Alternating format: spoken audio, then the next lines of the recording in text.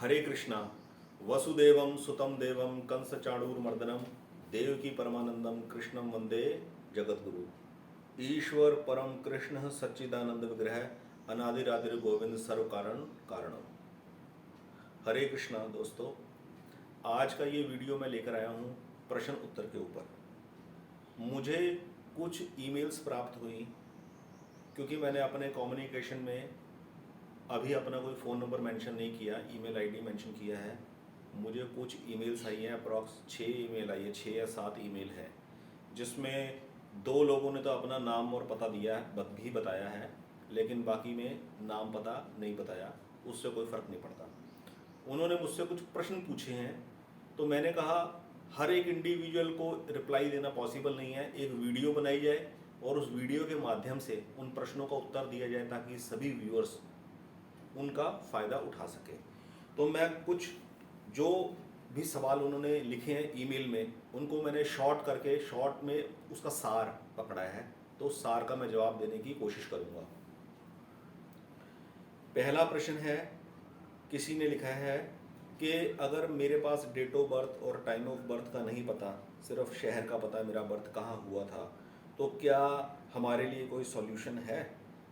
तो मैं ऐसे में आपको कहूँगा कि आपका प्रश्न क्या है, आप जानना क्या चाहते हो। अगर आपके पास टाइम ऑफ बर्थ और डेट ऑफ बर्थ नहीं है तो आपका हॉरोस्कोप तो नहीं बन पाएगा, तो इसमें कोई ज़्यादा परेशान होने की आवश्यकता नहीं है। अगर हॉरोस्कोप नहीं बन पाएगा तो कोई दिक्कत नहीं है, ज़िंदगी बड़ी अच्छी से जी जा सकती है जिनका हॉरोस्कोप नहीं होता। मैं आपको बिल्कुल पॉजिटिव वे में ये वाली बात बोल रहा हूँ।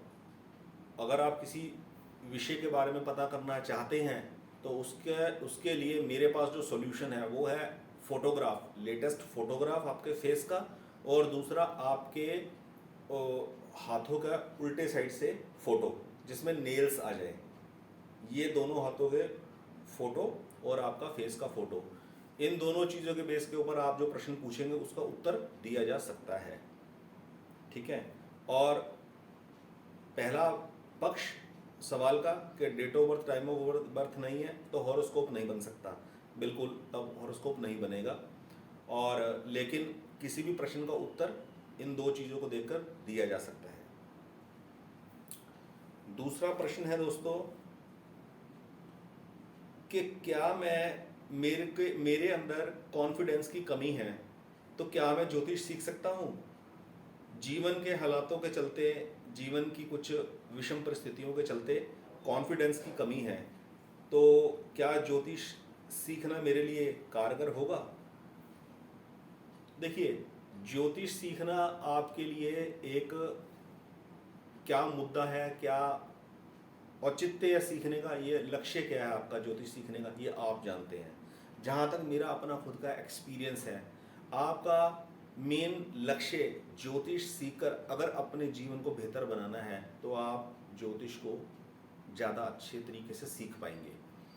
और अगर मैं समझता हूँ अगर आपका लक्ष्य है कि ज्योतिष सीखकर आप दुनिया की समस्या को दूर करके पैसा कमाएंगे, तो मैं समझता हूँ ज्योतिष की वो पकड़ नहीं आ पाती। मुझे ऐसा लगता है, मेरा ये अपना निजी अनुभव है, बाकी फैसला आपके हाथ में रहेगा। और जैसे आपने लिखा कि कॉन्फिडेंस की कमी है, कॉन्फिडेंस की कमी है वो जीवन के अंदर विषम परिस्थितियों के चलते ऐसा होता है कि फोकस नहीं बन पाता। अपना जो लक्ष्य आप निर्धारित करते हो उसके ऊपर आप ज़्यादा समय नहीं दे पाते, तो उस वजह से लगता है कि मैं सीख पाऊँगा कि नहीं सीख पाऊँगा। वो देखिए, आपको अपने हालातों के हिसाब से अपना समय निकालना पड़ेगा, और समय निकाल कर आपको प्रायोरिटी देनी पड़ेगी कि इस चीज़ को मुझे अडॉप्ट करना है, तो आप कंसंट्रेट कर पाएंगे। ठीक है। आगे एक प्रश्न आएगा जिसमें आपके प्रश्न से रिलेटेड कुछ एडिशनल जानकारी आपको उसमें मिलेगी। मैं वो चौथा या 5वां प्रश्न है, मैं अभी आपको बताता हूँ। टोटल 5 प्रश्न के मैं उत्तर दूंगा। तीसरा प्रश्न है, किसी ने पूछा है क्या प्रेडिक्शन सीखने के लिए आपके पास कोई फास्ट ट्रैक पेड कोर्स है? तो दोस्तों, मेरे पास अभी कोई ऐसा फास्ट ट्रैक पेड कोर्स नहीं है, क्योंकि मैं जो भी एस्ट्रोलॉजी से रिलेटेड वीडियो बनाता हूँ उसका ना तो मेरे पास कोई सिलेबस है और ना ही मेरे पास एस्ट्रोलॉजी की कोई बुक्स हैं कि मैंने जहाँ से पढ़ा था वहाँ से मुझे जो सिलेबस मिला था, फोटो कॉपीज नोट्स वगैरह मिले थे, तो मैंने वो संभाल के रखे होते और मैं उन्हीं के बेस पे एक कोर्स डिज़ाइन कर देता आगे।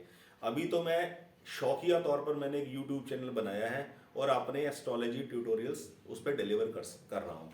और बैठा मैं विचार करता रहता हूँ कि अब टॉपिक को किस तरीके से मोल्ड किया जाए, अब किस चीज़ को पहले पेश किया जाए कि सीखने में आसानी हो, समझने में आसानी हो। ठीक है। तो अभी फिलहाल मेरे पास कोई ऐसा पेड कोर्स नहीं है, कोई ऐसा फास्ट ट्रैक नहीं है कि मैं आपको 10 क्लासेस या 20 क्लासेस के अंदर, 15 क्लासेस के अंदर फटाफट प्रेडिक्शन सिखा दूं। मेन मेन पॉइंट्स क्या है, पॉइंट्स होते हैं मेन मेन, लेकिन मेरे पास अभी ऐसा कोई कोर्स नहीं है स्पेसिफिक। अभी मैं वन बाय वन सिखा रहा हूँ जो मेरे को लग रहा है कि प्रेडिक्शन के लिए ये स्टेप्स पहले एसेंशियल है, ज़रूरी है। जैसे 9 ग्रहों के नाम, 12 राशियों के नाम, ग्रहों की उच्च और नीच की राशियाँ, मूल त्रिकोण राशियाँ, स्वराशियाँ, ठीक है, 27 नक्षत्रों के नाम, उनके स्पैन, नक्षत्रों के स्वामी, उनके देवता, ये बेसिक जानकारी होनी चाहिए। ठीक है। 11 करणों के नाम, 27 योगों के नाम, ये सब चीज़ें जब आपको बेसिक याद हो जाती है तब आप कहते हो हाँ अब हमने पहली सीढ़ी पे पैर रखा है, अब सफ़र करने के लिए आप तैयार हो। तो मैं उस चीज़ को मद्देनजर रखकर अपने ट्यूटोरियल्स डिलीवर करता हूँ, वीडियोस बनाता हूँ। फास्ट ट्रैक ऐसे कोई पेड कोर्स मैंने अभी नहीं डिजाइन किया, अगर होगा तो अब मैं बताऊंगा अपने वीडियो के माध्यम से। फोर्थ क्वेश्चन है, एक ने पूछा है हॉरोस्कोप देखकर हम अपने जीवन को सबसे बेहतर किस किस फील्ड में इंप्रूव कर सकते हैं। मतलब कि हॉरोस ऐसी कौन सी चीज़ है, उनके पूछने का मतलब ये है कि ऐसी क्या चीज़ है जिसको हम इमीडिएटली सुधार सकते हैं और अपने जीवन को बेहतर बना सकते हैं। तो इसमें मेरी अपनी एक personal observation, personal opinion, experience ये रहा है, हॉरोस्कोप के माध्यम से हमें सबसे पहले जो मदद मिलती है वो मिलती है अपने नेचर को समझ पाने की। हम पूरी लाइफ अपने नेचर को ही नहीं समझ पाते, हम दूसरों को समझने में, दूसरों को ऑब्जर्व करने में लगे रहते हैं, हमें अपना नेचर खुद का पता नहीं होता। तो मैंने ये जिंदगी का निष्कर्ष निकाला है एस्ट्रोलॉजी के माध्यम से कि एस्ट्रोलॉजी सीखकर हम क्या फ़ायदा उठाएं। एस्ट्रोलॉजी से, हॉरोस्कोप पढ़कर हम अपने नेचर को पढ़ना सीख लें। जैसे फॉर एग्जांपल आयुर्वेद की बात करें, आयुर्वेद में मेन चीज़ ऑब्जर्व करी जाती है कि व्यक्ति की जो प्रकृति है वो वात, पित्त, कफ, तीनों में से कौन सी प्रकृति है, उसके हिसाब से उनको वो सजेस्ट करते हैं आप इस तरीके का खाना अवॉइड कीजिए और इस तरीके का खाना अडॉप्ट कीजिए। तो उनकी हेल्थ में सुधार आता है दवाइयाँ खाए बिना, कम दवाइयाँ खाकर। और जब दवाइयों से बीमारी दूर हो जाती है तो फिर वो एक आहार सेटल कर देते हैं उनका कि आपने इस पैटर्न को फॉलो करना है ताकि अब आप बीमार ना पड़ो। तो ऐसे आपने ना नेचर को पढ़ने में एस्ट्रोलॉजी से बहुत मदद मिलती है। आदमी की किसी ना किसी क्षेत्र, किसी ना किसी फील्ड के अंदर कोई ना कोई समस्या बनी रहती है जीवन के अंदर, कुछ ना कुछ डिससेटिस्फैक्टरी पॉइंट रहता है, तो उसको समझ नहीं आता। तो वो अपने नेचर के हिसाब से, किसी के लिए कोई समस्या छोटी है, किसी के लिए कोई समस्या बहुत बड़ी है, तो अगर अपना नेचर समझ में आ जाए तो मैं समझता हूँ कि एस्ट्रोलॉजी की सबसे बड़ा योगदान है। अपने हॉरोस्कोप को पढ़कर अगर आप अपने नेचर को ऑब्जर्व करना सीख जाएं तो अपने आप को दूसरों के साथ उस तरीके से एडजस्ट करना आसान रहता है।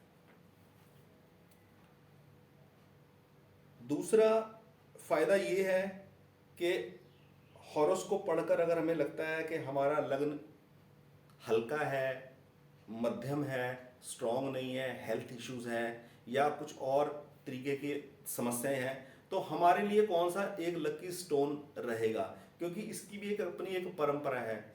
कोई नग धारण करना, कोई रत्न धारण करना, ये भी एक अपने आप में एक बहुत बड़ा अनुष्ठान है। ये रत्न सब धारण नहीं कर सकते, ठीक है। ये कौन सा व्यक्ति का जन्म किस नक्षत्र, किस चरण में हुआ है, किस राशि के अंदर हुआ है, क्या लगन लॉर्ड है, उसके हिसाब से उसका एक लकी स्टोन चूज किया जा सकता है। तो जो लोग इसमें बिलीव करते हैं, जिनको आश्वासन है, जो कलर थेरेपी में यकीन करते हैं, जैसे किसी को ग्रीन कलर पसंद है, किसी को रेड कलर पसंद है, वो लगन के हिसाब से उसके अंदर कलर की चॉइस बनती है आदमी में। तो रत्न का भी पता लगाया जा सकता है, रत्न धारण किया जा सकता है। ये फायदा है हॉरोस्कोप पढ़कर, एस्ट्रोलॉजी सीखकर। पांचवें एक कॉलेज स्टूडेंट ने मुझसे पूछा है कि सर आप मोटिवेशनल स्पीकर्स में बिलीव रखते हैं या एस्ट्रोलॉजर्स में बिलीव रखते हैं। उन्होंने डिटेल में लिखा है मोटिवेशनल स्पीकर्स अलग अलग तरह के एग्जांपल्स देके समझाते हैं कि ज़िंदगी में आप जो बनना चाहो, जितनी ऊंचाइयों पे जाना चाहो आप जा सकते हो। और हॉरोस्कोप पढ़कर आप बताते हो कि आपके लिए ये फील्ड ठीक रहेगी, आप या ये बनोगे। तो दोनों में एक कॉन्ट्राडिक्शन दिखाई देता है, वो ये दिखाई देता है, कंट्रास्ट है दोनों के बीच में कि मतलब कि मोटिवेशनल स्पीकर की जो समझाने का तरीका है वो आपको एक अनलिमिटेड स्काई देता है जिसके में आप कितनी भी ऊंची उड़ान आप भर सकते हो। एस्ट्रोलॉजर आपको एक लिमिटेशन में बांधता है। देखिए, इसके बीच में मेरी ये ओपिनियन है, अपनी पर्सनल ओपिनियन है कि ना तो मैं आपको इंसिस्ट कर रहा हूँ या ना मैं आपको सजेस्ट कर रहा हूँ कि आप मोटिवेशनल स्पीकर के ऊपर डिपेंड होइए या आप एस्ट्रोलॉजर के ऊपर डिपेंड होइए। आप दोनों की सुनिए और दोनों को सुनकर आपकी अंतरात्मा से जो रास्ता आपको ठीक लगता है आप उसे अडॉप्ट कीजिए। ठीक है। अब मैं एग्जांपल लूँ, मोटिवेशनल स्पीकर अपनी स्पीचेस के अंदर जनरली ये चीज़ साबित करते हैं कि मोटिवेशनल स्पीकर जनरली ये बताता है कि मैं ज़िंदगी में कितनी बार असफल रहा और कितनी बार मैंने दोबारा मुड़ मुड़ कर प्रयास करे और मैं अल्टीमेटली सफल हो ही गया। और उसी से रिलेवेंट वो एग्जांपल्स देते हैं।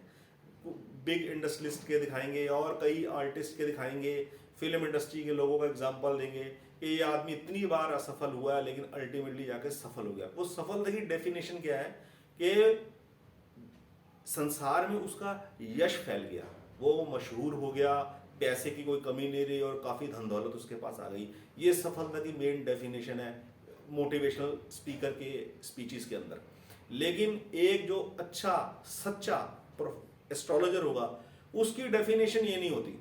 मैंने जिनसे एस्ट्रोलॉजी थोड़ी बहुत सीखी, मैंने उनका जो एंगल देखा जिंदगी को देखने का वो कुछ और देखा है।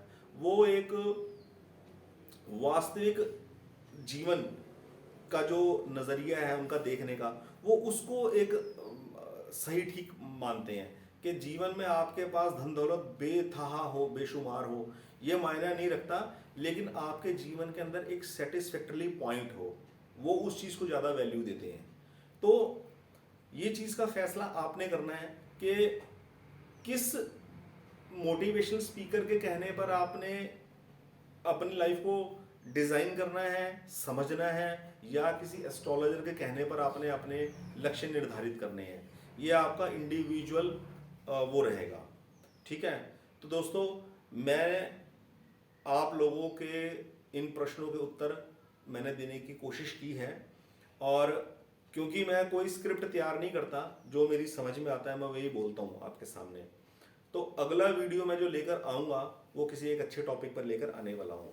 बहुत बहुत शुक्रिया, धन्यवाद।